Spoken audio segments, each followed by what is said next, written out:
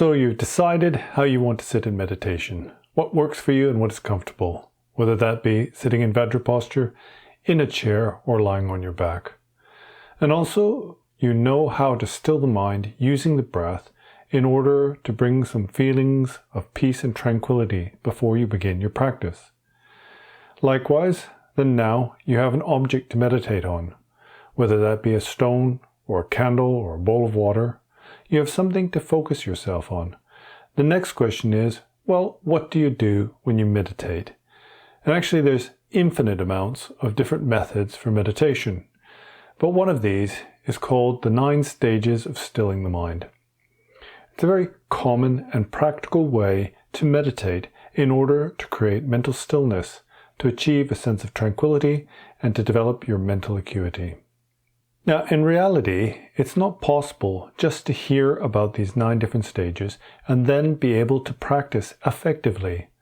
What we need to do is we need to progress. And although this is often taught in a very short period of time, when it comes to actually putting these instructions in practice, it is far more complicated than it at first seems. So what I'm saying is it's not possible just to go from stage 1 to 9. In fact, it's very difficult to achieve some proficiency in these first 3 stages. And that's what I'm going to show you here. These first 3 stages of the 9 stages for stilling the mind, or the 9 stages of mental abiding. And so this first instruction is to place the mind. In fact, it's the same word we would use to place something on the table. In Tibetan, it's also the word we use to engage. And it might seem on the outside that this is quite straightforward. For example, you sit in your meditation posture, you still your mind, and you've got an object in front of you, let's say it's a stone, and the first thing to do is to direct your attention to that stone. Now, what it actually means to be engaged with the object or to be placed in the object is quite difficult. But provisionally, let's say that we need to remain merely aware of that object. Now, this is something we generally think that we can do quite easily and isn't complicated in any way. But normally, what you experience when you try to do this is that the mind doesn't want to remain with the object. When we engage in activities that we have interest in, for example, watching a football game or watching a movie, then it's very easy for us to remain focused. And that's because we have this natural interest in it. We have some sort of inspiration to do that activity. And it seems like when we try to tell the mind to do something unnatural, like to remain with one single object, that the mind rebels in some ways. And so it often causes tension. And this is especially the case for somebody who has ADHD, for example, this inability to let the mind remain with one thing. They're thinking a lot. Realistically, we all have this to some degree. Our minds get bored easily. So the first instruction is to place the mind. And initially that means to direct your attention to the stone or the candle. Now, this second instruction is to continue, or to sustain that. And this is where we try to keep our awareness focused on the object, to remain focused without becoming distracted, right? The mind initially is focused on the stone, but then we get distracted by a thought, or we get bored, and we start thinking about something else, or we hear a noise outside, and the mind is distracted. So what we want to do is we want to continue this state of merely being aware with the object. So the question is, why is it the mind can't remain focused on the stone and wants to wander? And as I mentioned earlier, we don't have to specifically apply ourselves to focus on something we're interested in. We're naturally drawn to that, right? And so what we have to do is develop this kind of enthusiasm for the practice. And that doesn't come easily. In fact, initially, we might be able to remain focused on the stone for 2 or 3 minutes, but then the mind quickly becomes bored. And then it becomes increasingly more difficult to remain with that object. And on top of that, then we're sitting in meditation, so we become uncomfortable, right? If you choose to sit in a lotus position, then you might be okay for the first few minutes. After that, it starts to get uncomfortable, and it's similar with the mind. Initially, it might seem quite easy just to look at the stone and not be distracted. But as time goes on, it becomes more and more difficult. And so what is taught is that you should try to meditate only for a short period of time initially. You want to develop this habit where you maintain your enthusiasm for the practice. So you sit down, focus on the breath, count for maybe 21 breaths, and then you direct your attention to the object. And you allow that naturally to be sustained for some period of time. And it really might only be 10 or 15 seconds. So that's the second instruction, is to sustain your awareness. Now, the third instruction is that once you recognize that you've become distracted, you are to merely return your attention back to the object. So in this example, it's a stone, right? So it seems quite straightforward. We focus on the object. We hold that for some period of time. And then when we recognize that we're distracted, we return the mind or return our awareness back to the stone again. Seems all quite straightforward, right? But in reality, it's not that straightforward. And you'll know this yourself once you try. Because often what happens is we sit down, we look at the object. It seems quite easy to remain focused on the object for a few seconds. And then we become distracted by thought. And we don't even recognize that we become distracted. Often what happens is we're looking at the stone and suddenly we realize we're thinking about work or something we saw in a movie or on the internet. And then we've kind of missed that point where we've become distracted.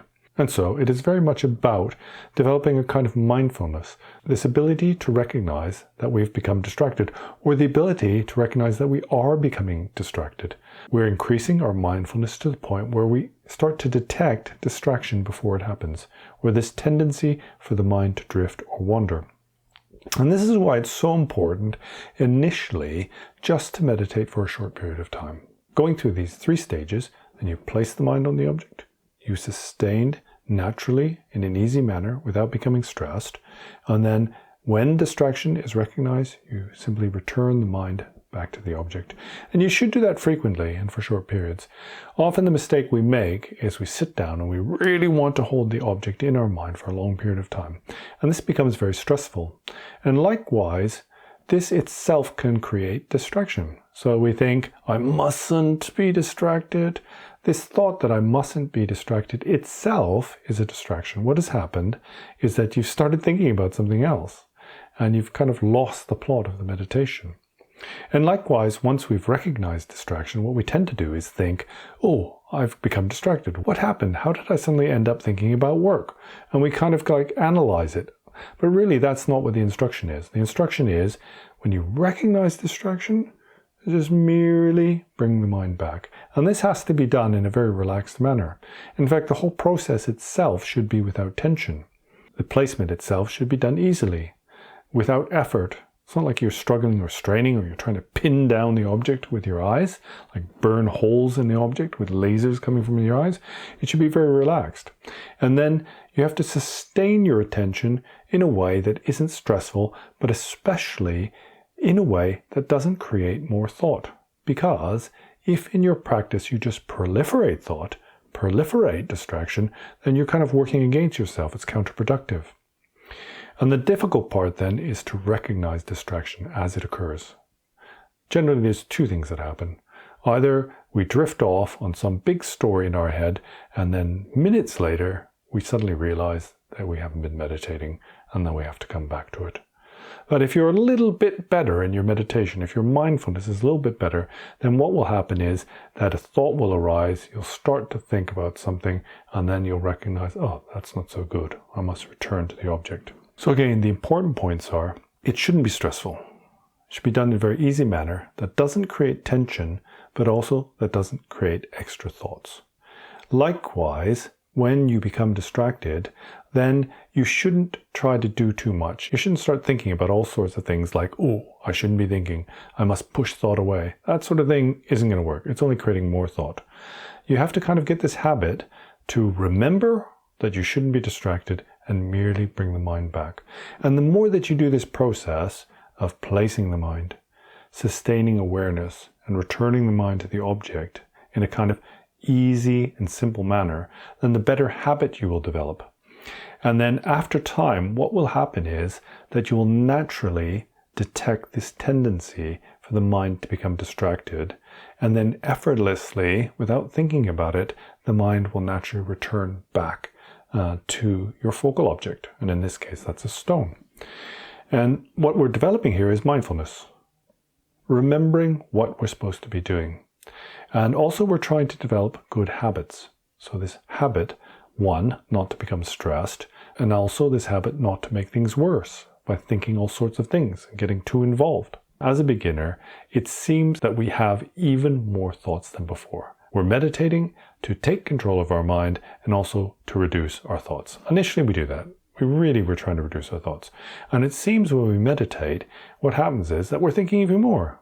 Often, a student will come to the teacher and say, well, I started meditating to take control of my mind and reduce my thoughts, but now I'm just thinking more than I ever did. But that's not the case. What it is that you're developing mindfulness. So you're starting to recognize what's going on in your own mind. And so you have this impression that you're thinking more. But really, previously you were thinking just as much, but now you're more aware of it.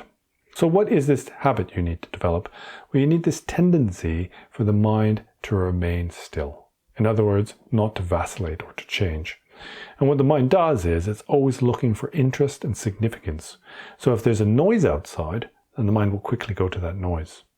And that's okay, that's not a problem. You mustn't get despondent or downhearted if the mind wanders.